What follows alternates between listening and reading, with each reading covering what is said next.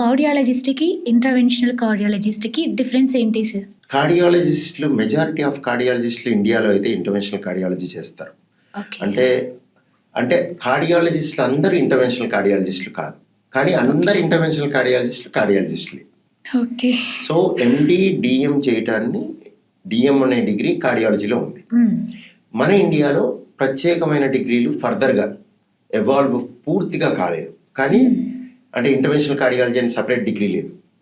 But interventional కార్డియాలజీలో ఆరు theory ఉంటారు. For example నేను ఇంటర్వెన్షనల్ కార్డియాలజిస్ట్, కానీ కొంతమంది కార్డియాలజిస్టులు ఇంటర్వెన్షన్ చేయరు. ఇంటర్వెన్షన్ అంటే ఏంటి అంటే గుండె రక్తనాళాల్లో కానీ గుండె లోపలికి కానీ వైర్ల ద్వారా కానీ ఏదైనా ప్రక్రియలు చేయటం. ఓకే. అంటే ఒక ఎలక్ట్రోఫిజియాలజిస్ట్ అయితే ఈపీ స్టడీ అని చేస్తాడు, ఫైనల్గా గుండెల్లోకి వైర్లు వేస్తారు, లేకపోతే ఏదైనా డివైస్ని పంపిస్తారు, లేకపోతే డివైస్ని పెడతారు. అంటే నేనైతే స్టెంట్లు పెడతాను, నేను డివైజెస్ కూడా పెడతాను, ఇంకా ఫిల్టర్స్ అని పెడతాను, ఇలా అనేకమైన ప్రొసీజర్స్ ఉంటాయి. సో ఇవన్నీ కూడా లోపల ఒక మార్పు తీసుకొస్తారు గుండె లోపల.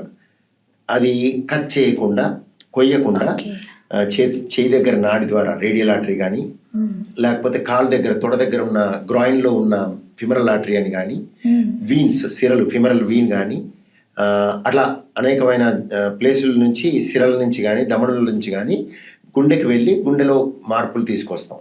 ఇలా చేసే వాళ్ళని ఇంటర్వెన్షనల్ కార్డియాలజిస్ట్ అంటారు గుండెలో చేసినప్పుడు.